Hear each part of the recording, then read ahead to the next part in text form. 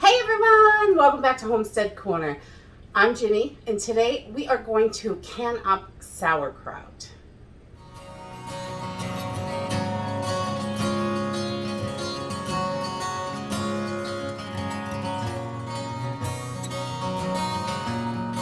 I have got a couple of heads of cabbage that I want to get preserved so we don't lose them if we don't eat them fast enough. They're not going to be any good to us. So I'm going to can these up. This is not the same as fermented sauerkraut. That is live food. This is not going to be the exact same. It tastes very similar, and it's definitely a sauerkraut when you eat it, but it is not fermented. It's canned, and it's actually super fast and super easy to get it preserved and ready for the shelf. So let's go ahead and get started. So canned sauerkraut is kind of an old recipe. It's really simple and easy to do. You're just going to need a few things to do this. So I'm going to use, I have 2.5 heads of cabbage here. I've got a little sugar, salt, vinegar. I'm going to use my 4 jars canning lids. I have to say I'm really loving these. They have a wider gasket on the inside, and they are thicker than the other lids that I have used. And we really are loving these. So far, 100% seal rate on everything I've canned, and I'm super happy with that. So if you need lids, I do have a discount code, Ginny10. You can find a link and the code in the description. And rings, jars, I'm going to use pints today because that's what size works for our family. This can definitely be done in quarts. So I've already sterilized my jars, and I am letting them come back to room temperature because we're going to start cold. Today we're going to process them in the steam canner. It goes a little bit quicker than the water bath, and you can do all your water bath canning in there, which is wonderful.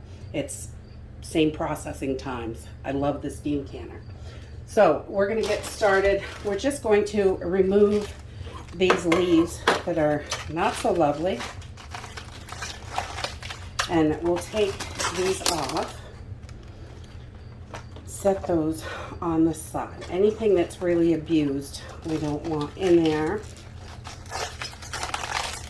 And we save those for chicken food, or sometimes we put them in the, like a lot of this is really good. I would cut that section right out and throw it into a baggie in the freezer until we have enough for a nice big vegetable broth, and then we can can that up. So we just want to get these yucky leaves off. And then I'm going to give these a rinse in cold water.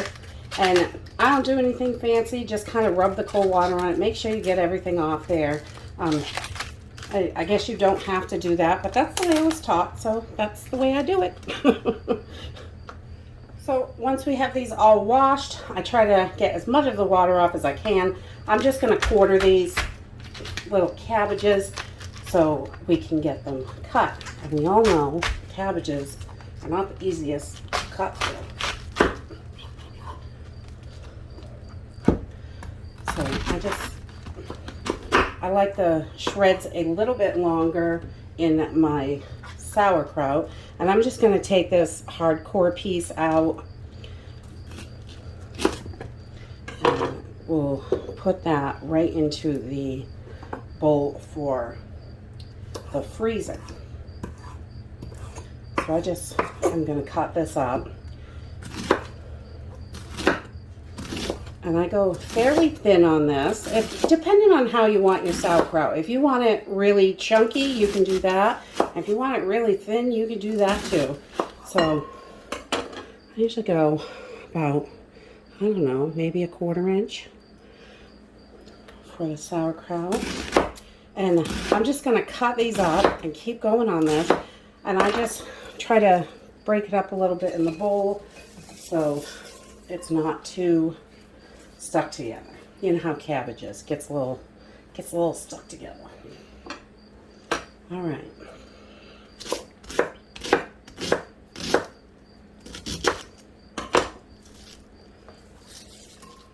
Okay, so we've got our cabbage all cut up. and we are going to get started putting this together.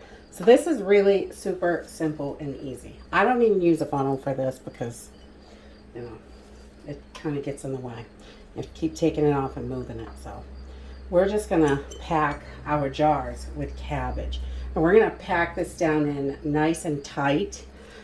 Cabbage shrinks a lot when it cooks. So we really want to get that down in there.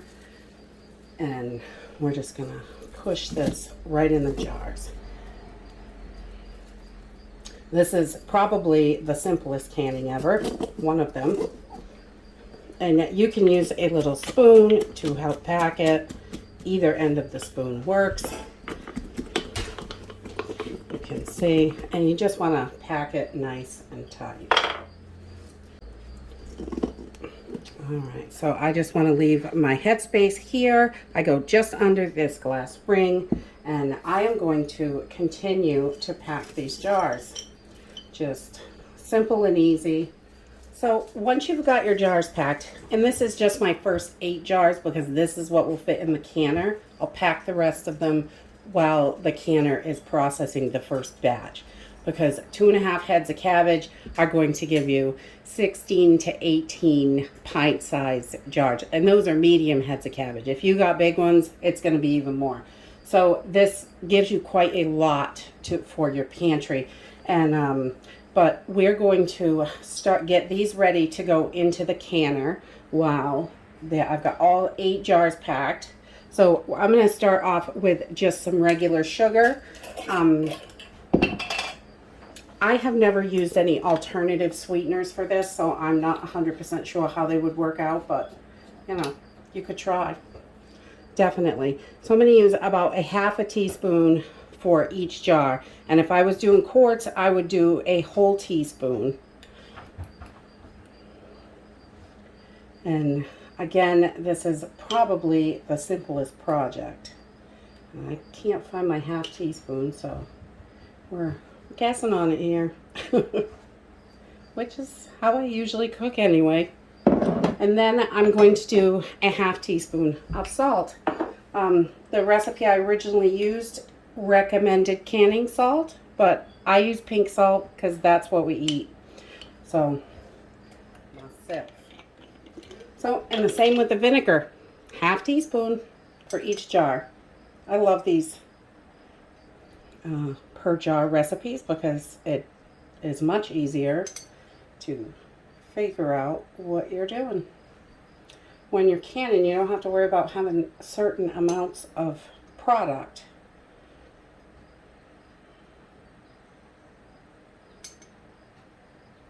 Oh, and I get a little wild sometimes.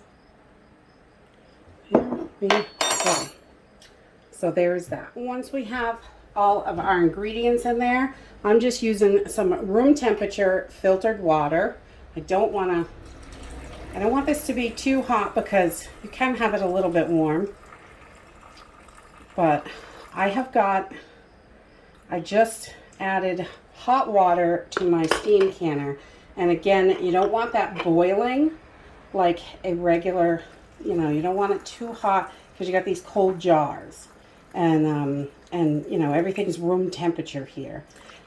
And I am just filling these up with water right above this glass line, which is about 1 inch headspace. And we're not going to go too high, but we want to make sure everything is covered. And then once I get my jars filled, I'm going to take, I like the citrus peeler. It fits in there nicely.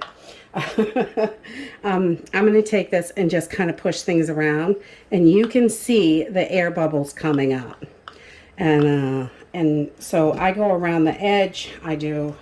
You want to keep doing it until you don't see air bubbles. And even in the center, if you push down through the center, and then I'm going to re-push this in. We just want to make sure we get as much of that air out as possible so we have the correct amount of headspace. Because if you don't, you're not going to have enough liquid in there. So again, we're just going to poke around until we don't see any more bubbles coming up down here. And that one is looking pretty good.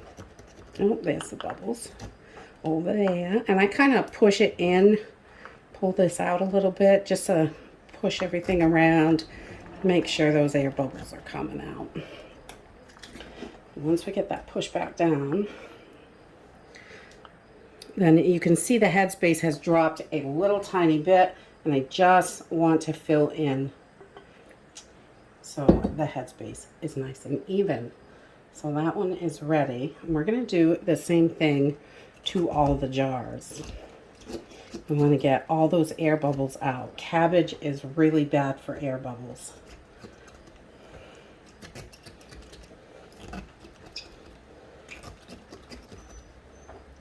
And you can really see them flying up here. Oh my goodness. I don't know if you can see this on camera, but holy mama. Lots of bubbles. Once we've got those jars all debubbled, I'm just going to use a little vinegar on a paper towel. You want to make sure the top of your rims is really, really clean. You don't want any salt or sugar or little pieces of cabbage on there. You just want to make sure, sometimes you'll see it collect on the paper towel. You want to make sure those are super duper clean so you get a good seal, because if you lose a seal because of a dirty rim, you're going to be upset. You put all that hard work in. So I'm just going to add my lids. I am not doing these hot today. I have pre-washed everything to get it ready and made sure it was all nice and clean, because we're going in the steam canner and I don't want to have any jars break. So, and then just put our rings on, just finger tight. You don't want to over tighten any of your rings because it will cause the lid to buckle. It can cause that.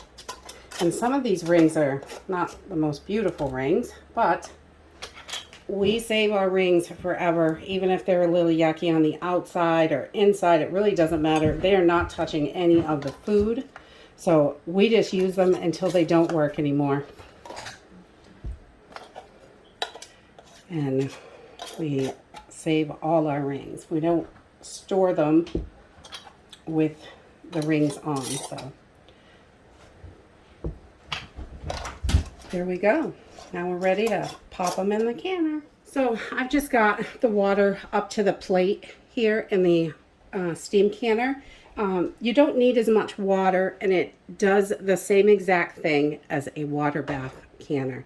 So I like this. It heats up a little bit quicker, and I think it works really well. We really like it because it doesn't use so much water, and it is faster a little bit. So I start with warm water in there, maybe 100, 120 degrees, not too hot because I don't want to crack these cold jars. And then I'm just going to put my cover on, and we are going to bring this up so it is boiling, and fill this up with steam. And there is a gauge on top here, and right on top of the gauge, you just wait until it gets to the green section. There are 3 different zones depending on your elevation, and we are in zone 1. So once it gets to the dark green line, we are going to start our timer, and we're going to can these for 20 minutes. And if I was doing quarts, I would process them at 25. And this is the same exact times for a water bath canner. They take the same time to process. And that's it for canning sauerkraut. It's really simple and easy. It is not difficult at all. If you have a water bath canner, you can do this. It's got enough vinegar and sugar in it that it's safe to water bath. And we ended up, I had 2.5 heads of medium-sized cabbage, and we landed up with 8 pint jars and 7 1.5 jars. I decided to go with a little bit bigger jar just in case we wanted a little bit more. Sometimes a pint isn't quite enough, so I figured the 1.5 would be great. And we get almost all of our 1.5 jars for free. Realistically, they are just classico spaghetti sauce jars. You can see on the side, they say Atlas Mason. These jars, I have been using these jars since I started canning. really, probably 10, 12 years. We have been using these jars. I save the lids because they're nice. Once I have something open, I can use the one-piece lid. But they take the regular size mouth canning lids, which is wonderful. So these jars back here are the Classico jars. They're exactly that jar. I know the USDA says you cannot reuse those spaghetti sauce jars, but these are actual mason jars. I pressure can in them. I water bath can in them, whatever. We vacuum seal them. We use them for everything because when you're already buying the sauce, and there's no sense not to use the jar. And that's it for today. If you like this video, give me a thumbs up. Subscribe. I'll see you in the next video. Bye.